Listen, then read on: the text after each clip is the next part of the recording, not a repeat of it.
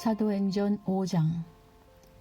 아나니아라는 사람과 그의 아내 삽비라도 자기들의 땅 일부분을 팔았습니다. 아나니아는 땅을 판 돈에서 얼마를 떼어 몰래 숨겨놓고 나머지만 사도들의 발 앞에 갖다 놓았습니다.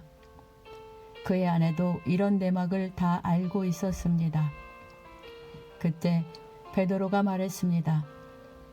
아나니아여, 어찌하여 사탄이 그대의 마음에 가득하여 성령을 속이고 땅을 팔아 받은 돈 가운데 얼마를 떼어 놓았소.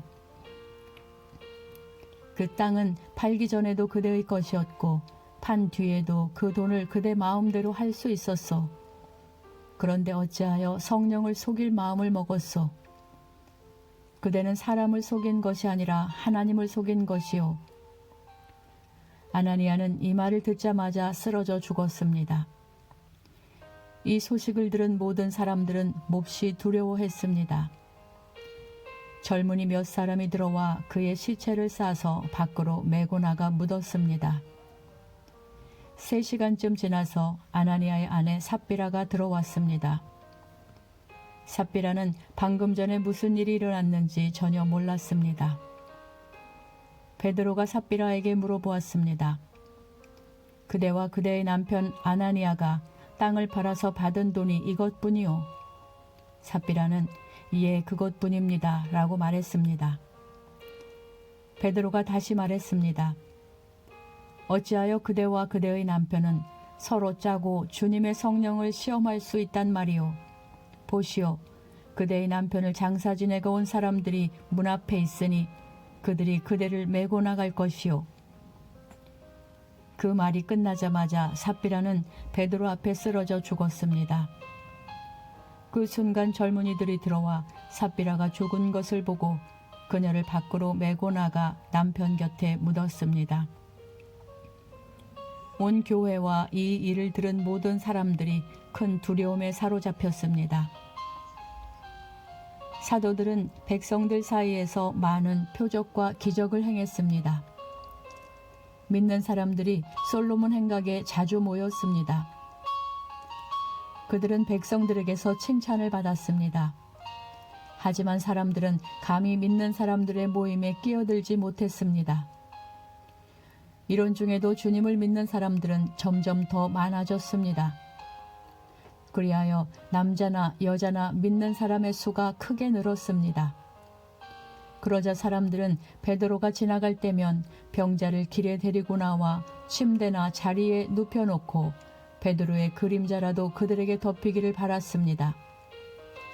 예루살렘 주변의 여러 마을에서도 사람들이 몰려들었습니다. 그들은 병자와 악한 귀신에게 시달리는 사람들을 데려왔으며 그들은 모두 고침을 받았습니다.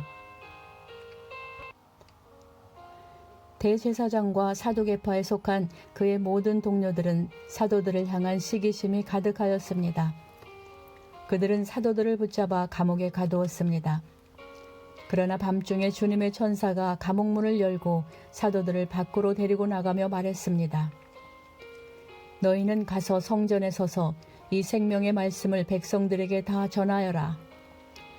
사도들은 이 말을 듣고 아침 일찍 성전으로 가서 가르치기 시작하였습니다.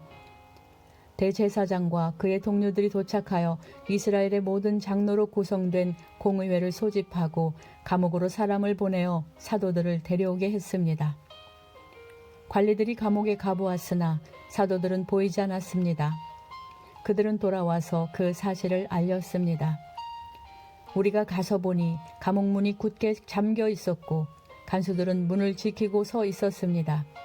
그런데 문을 열고 보니 감옥 안에는 아무도 없었습니다.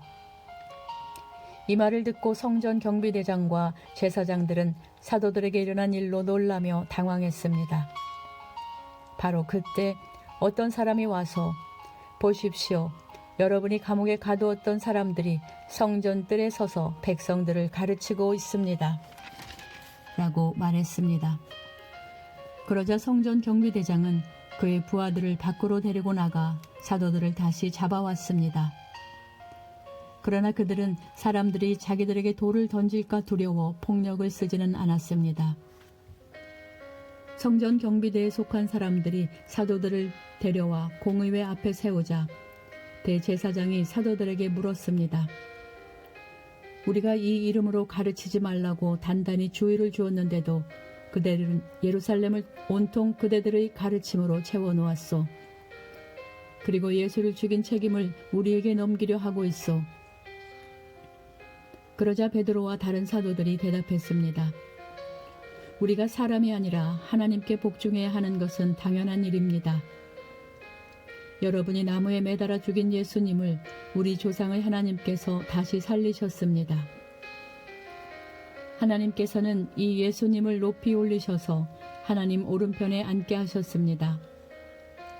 하나님께서는 예수님을 우리의 지도자와 구세주로 삼으셔서 이스라엘에게 회개를 통해 죄사함을 받게 하셨습니다. 우리는 이 일의 증인입니다. 또한 하나님께서 자기에게 복종하는 사람에게 주신 성령 역시 그렇습니다. 공의회 의원들은 이 말을 듣고 몹시 화를 내며 사도들을 죽이려 했습니다. 갑자기 가말리엘이라는 한 바리새파 사람이 공의회 자리에서 벌떡 일어났습니다.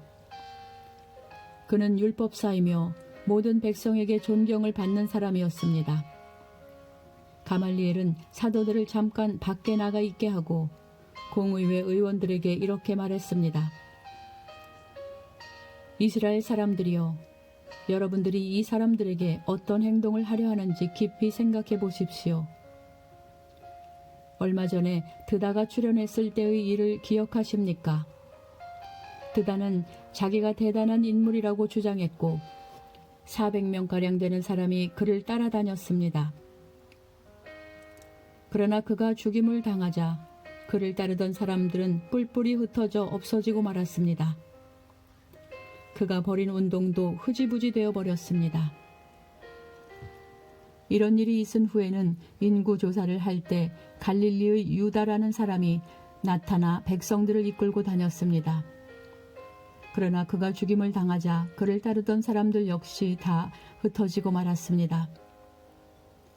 그러므로 이번 일에 관하여 내가 충고하고 싶은 것은 이 사람들에게서 손을 떼고 그대로 내버려 두라는 것입니다. 왜냐하면 그들의 이러한 계획이나 행동이 사람들에게서 온 것이라면 실패할 것이지만 만에 하나 그것이 하나님께로부터 온 것이라면 여러분은 이 사람들이 하는 일을 막을 수 없는 것은 물론이고 잘못하면 하나님과 맞서 싸우는 것이 되기 때문입니다. 사람들은 가말리엘의 충고에 설득되었습니다. 그들은 사도들을 다시 공의회 안으로 불러들여서 매질을 한 후에 다시는 예수의 이름으로 말하지 말라고 엄하게 명하고 놓아주었습니다.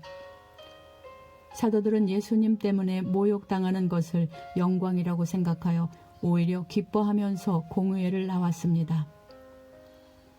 그들은 날마다 성전뜰에서 그리고 집집마다 다니며 예수님이 바로 그리스도라는 복음의 내용을 쉬지 않고 가르치고 전했습니다.